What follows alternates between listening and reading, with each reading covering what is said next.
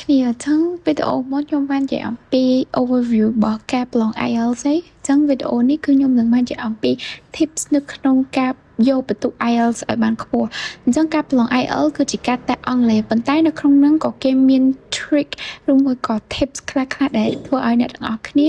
អាចបានបន្ទុកល្អនៅក្នុងការតេស្តអង់គ្លេសនេះដែរព្រោះអីការតេស្តហ្នឹងគឺមាន format ស្តៀងៗគ្នាគ្រាន់តែខុសសំណួរឬមួយក៏ខុសប្រធានបទគ្នាឯងអញ្ចឹងចំពោះ listening wing for general tips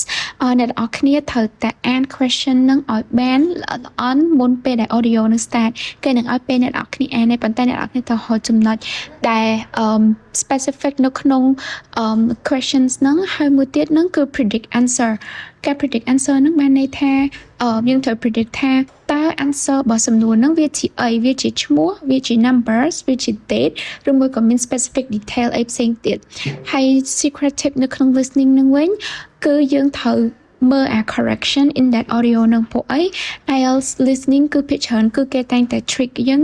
ដោយនៅក្នុងមួយ sentence គេនិយាយហ្នឹងគឺមានចម្លើយខុសផងចម្លើយត្រូវផងឧទាហរណ៍ថាគេនិយាយថា we will meet on Monday ហើយបន្ទាប់មកគេនិយាយតទៀតថា oh sorry let's make it into Tuesday instead so កន្លែងហ្នឹងcorrect answer is Tuesday ចឹងអ្នកនរគ្នាត្រូវតែស្ដាប់ឲ្យចប់នៅក្នុង sentence នឹងសិនមុននឹងអ្នកនរគ្នា note answer it down ចំពោះ reading វិញអ្នកនរគ្នាកុំអានពួកឯងអ្នកនរគ្នាមានពេលអានឲ្យអស់ passage នៅក្នុង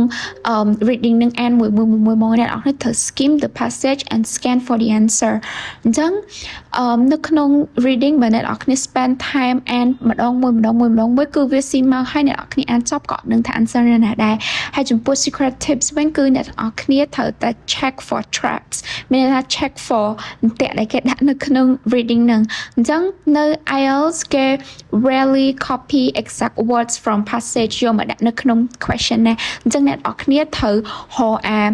paraphrasing traps របស់គេហ្នឹងណាឧទាហរណ៍ថាគេប្រើពាក្យថា people's opinion in reading ប៉ុន្តែដល់ពេលនៅក្នុង question គេប្រើពាក្យ public perception អញ្ចឹងអាហ្នឹងគឺវា synonym មួយគ្នាអញ្ចឹងវាជា trap មួយដើម្បីឲ្យយើងវល់ហើយហៅអត់ឃើញចំពោះ writing វិញអ្នកនរគ្នាត្រូវតែមាន structure before យើងទៅសេព្រោះអីការទៅសេ writing នៅក្នុង IELTS អត់មាន structure គឺធ្វើឲ្យយើងទិញបន្ទុកធ្លាក់ចុះមែនតើហើយអ្នកនរគ្នាត្រូវតែ plan structure របស់យើងឲ្យបានល្អមុនពេលដែលយើងទៅសេ for task 2 intro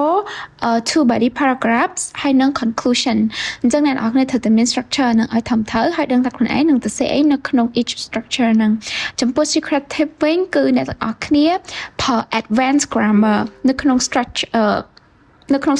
នឹងប្រើ paragraph ដូចឧទាហរណ៍ដូចថា not only but also were it not for had it not been for ចឹង structure ហ្នឹងវា quietly impress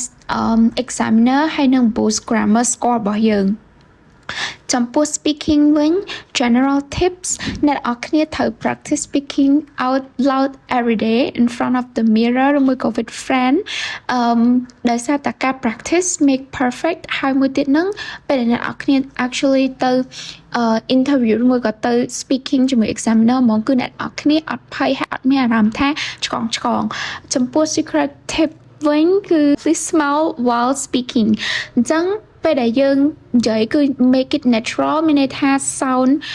យើង relax tone របស់យើងឲ្យវា sound natural ហើយ improve pronunciation របស់យើងពេលដែលយើងភ័យហើយ tone របស់យើងវាអត់ relax ធ្វើឲ្យយើងចាប់ផ្ដើម mess up ពីអីដែលយើងក៏លោះអត់ត្រូវទេអញ្ចឹង make sure ថាយើង sound really confident ហើយនឹងយើង relax នៅក្នុងការនិយាយហ្នឹង make it relax and in speaking it's just general talk វាអត់មានអីដែលយើងគួរ stress out ទេអីដែលយើងគួរ prepare ហ្នឹងគឺ make it sound natural and also don't be scared ពេលនិយាយខុសអញ្ចឹងពេលនិយាយខុសយើងអាចនិយាយថា oh sorry យើងអាច repeat words យើងបានអញ្ចឹងចំពោះ tips នៅក្នុងការយក band IELTS score មានតែប៉ុណ្្នឹងទេបើសិនជាអ្នកនរគ្នាចង់ហ៊ានធៀមប្រឡង IELTS អ្នកនរគ្នាអាចតាក់ទងមកកាន់ Study Abroad Center បាទ